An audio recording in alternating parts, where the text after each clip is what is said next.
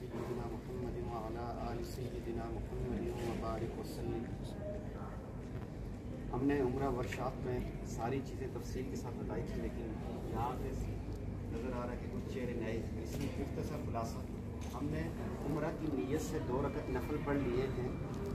ہم نے پہلے تو یہ بتایا تھا کہ عمرہ کی نیت یہاں پہ نہ کیجیے، اگر کسی نے کر لی تب بھی ٹھیک ہے، لیکن بہتر یہ ہے ہم جہاز میں بیٹھیں گے، وہاں کھانا پینا ملتا ہے، وہ کھانے پینے کے بعد پھر آپ نیت کر لیجئے گا۔ اس کی یہ ٹیکنیکل طور پہ یہ مشورہ اس لیے دیتے ہیں کہ جیسے ہی ہم عمرہ کی نیت کر لیتے ہیں اس کے بعد سے عمرہ کی پابندیاں شروع ہو جاتی ہیں۔ مثال کے طور پہ کسی نے جرابیں پہنی ہو ابھی پہن سکتا ہے، جہاز تک پہن سکتا ہے، جیسے یہ سردی سے بچنے کے لیے سویٹر پہنا ہے تو پہن سکتے ہیں۔ جیسے ہی عمرہ کی نیت کر لی یہ سویٹر اتارنی پڑے گی، ساری پابندیاں شروع ہو جائیں گی۔ تو اس لیے یہ ہم نے ٹیکنیکل طور پہ مشورہ دیا تھا۔ خواتین بہنیں بھی ہماری یہاں پہ شاہ صاحب کے گھر والے اس گروپ میں موجود ہیں، وہ پراپر عالمہ ہیں، دین پڑھتی پڑھاتی ہیں، خواتین ان سے مسائل پوچھ سکتی ہیں، سمجھ سکتی ہیں اگر کسی کو بات سمجھ میں نہ آئے۔ بہرحال نیت مردوں اور عورتوں نے نیت سب نے ہی، اگر کسی نے کر لی تو ٹھیک ہے، اور کسی نے نہیں کی تو وہ جہاز میں بیٹھ کے اس کے بعد اس بات کا خصوصی طور پہ خیال رکھنا ہے، خواتین بھی ذہن میں رکھیں کہ نیند آ جاتی ہے کیونکہ تھکاوٹ ہوتی ہے، تو جیسے ہی کھانا پینا کرتے ہیں اس کے بعد نیند آ جاتی ہے، تو بہتر ہے کہ اس کے بعد سونے سے پہلے ہی نیت کر لیں۔ نیت کا کیا طریقہ کار ہے؟ دل میں ہی کہ اللہ آپ کی رضا کے لیے، شہرت کے لیے نہیں، واہ کے لیے نہیں کہ واپس آئیں گے کہیں گے واہ ماشاء اللہ حاجی صاحب عمرہ کر کے آئے، نہیں، اللہ صرف آپ کی رضا کے لیے عمرہ کر رہے ہیں۔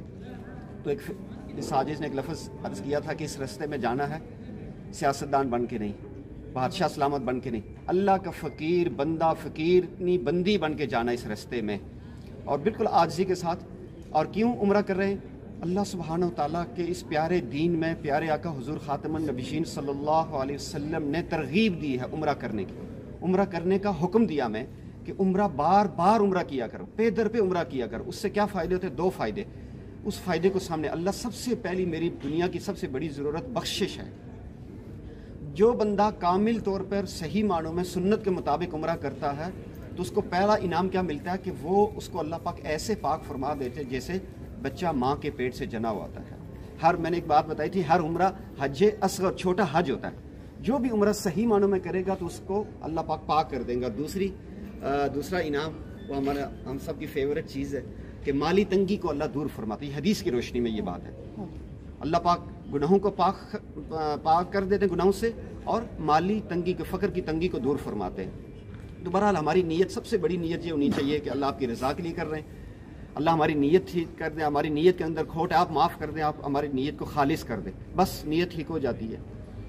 تو اور جب ہم نیت کریں گے جہاز میں تو 3 دفعہ مرد حضرات اونچی آواز میں تلبیہ پڑھیں گے، خواتین آہستہ آواز میں، کم سے کم 3 دفعہ پڑھنا سنت ہے۔ اور اس کے بعد جب یاد آ جائے بات چیت بھی کر سکتے ہیں، سو بھی سکتے ہیں، وضو ٹوٹ جائے کوئی مسئلہ نہیں، لیکن جب یاد آئے تو تلبیہ پڑھتے رہنا چاہیے۔ اور تلبیہ ایک ہوتا ہے کہ زبان سے پڑھنا، ایک ہوتا ہے کہ دل کی کیفیت کے ساتھ اللہ میری روح، میرا دل، میرا جسم آپ کے دربار پہ حاضر ہو رہا ہے، کہ جو ہم کہتے ہیں نا لبیک اللہم لبیک، تو اس میں دل اور روح سب سے پہلے نمبر پہ، جسم بعد میں۔ ایسے دل اور روح کی ایسے کیفیت ہونی چاہیے کہ وہ ابھی سے بیت اللہ کے ارد گرد اس کے محبت میں اس کے ساتھ لپٹا ہوا ہے، تو انشاءاللہ پھر ہمارا عمرہ بہت اچھا ہوگا۔ نگاہوں کی حفاظت، زبان کی حفاظت، دل دماغ کی حفاظت ہوگی، جتنی پاکیزگی ہوگی اتنی اللہ کی خاص رحمتیں نازل ہوں گی۔ اب کسی کو کوئی سوال ہو تو پوچھ سکتے ہیں۔